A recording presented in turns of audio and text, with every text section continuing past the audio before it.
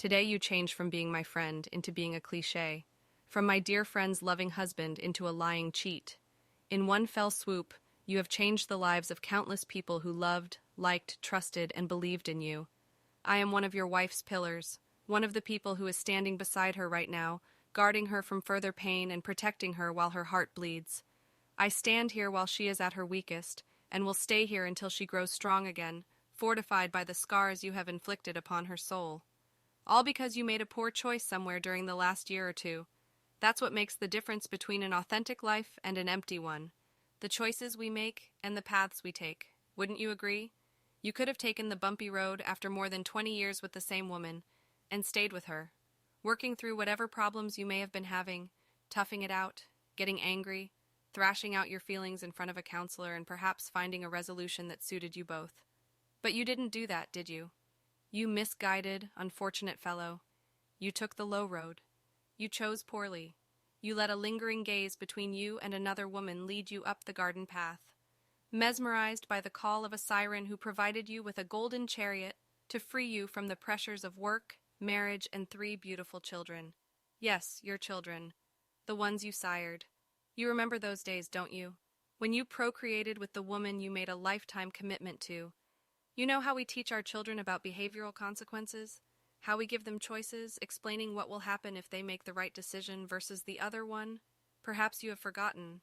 I think I might remind you with a little preview of the consequences of your actions.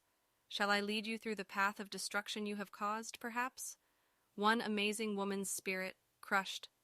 3 children's lives torn apart. 2 families confused and betrayed, countless friends, bewildered and dismayed colleagues, distrustful and wary the person you are, compared to the man they thought they knew. When you walked away from your family, you said there was no one else, that you just didn't want to be married to her anymore.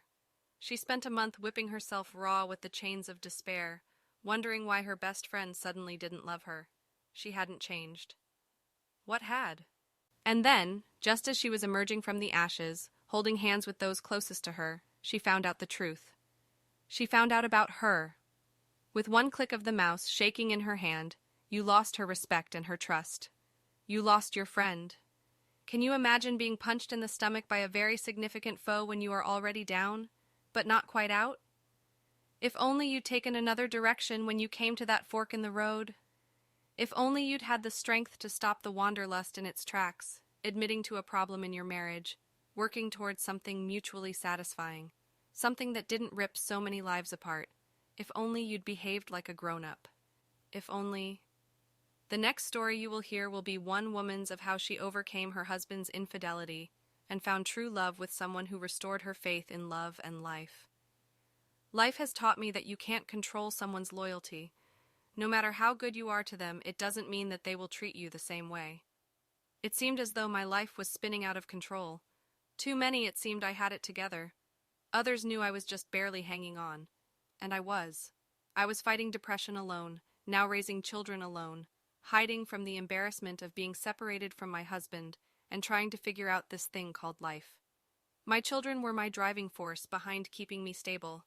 They were and are my strength, my eyes, my everything. When I started out in my journey, it included my husband and my children. My ultimate goal in life was to make them better. It was to be the best mother and wife that I could be. No marriage is a fairy tale, and ours was very far from it. We've dealt with infidelity, verbal and physical abuse, and abandonment, but we seemed to always fight through. Or at least I did. But I had grown too tired.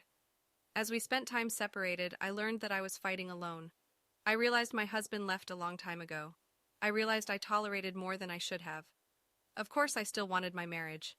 But I wanted a marriage that my husband would want as well. It was during this separation, where I was forced to work 2 jobs, that I met him. My intentions were never to fall in love. In fact, they were far from that. Despite the smile I wore daily, I was very depressed. I lost my faith in love and hope.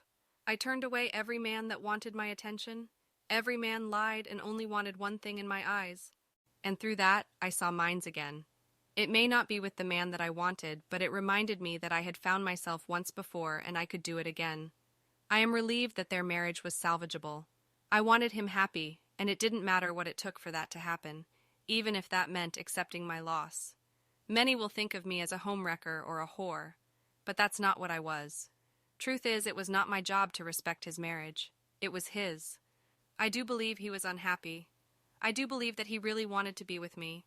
I do believe he wanted a future with me, but I, as well as he, also knew he already had a family and obligations. I learned from my own failed marriage that you can't force love. You can only respect obligations. I knew the pain all too well, which is why I spared her the details and the truth. She would never leave him anyways, so why give her the same memories of torture that I had dealt with for years? Mistresses are often misinterpreted, and it's always assumed we are the aggressor. Unfortunately, sometimes our mind can't control our hearts. Sometimes it takes the spouse to say and do the right things to make us yearn for them. I know that another married man would never have a chance with me, but he made things so different. When it's all said and done, the mistress is the bad person, but her story is never known, never told. She wants love as well. She craves that attention.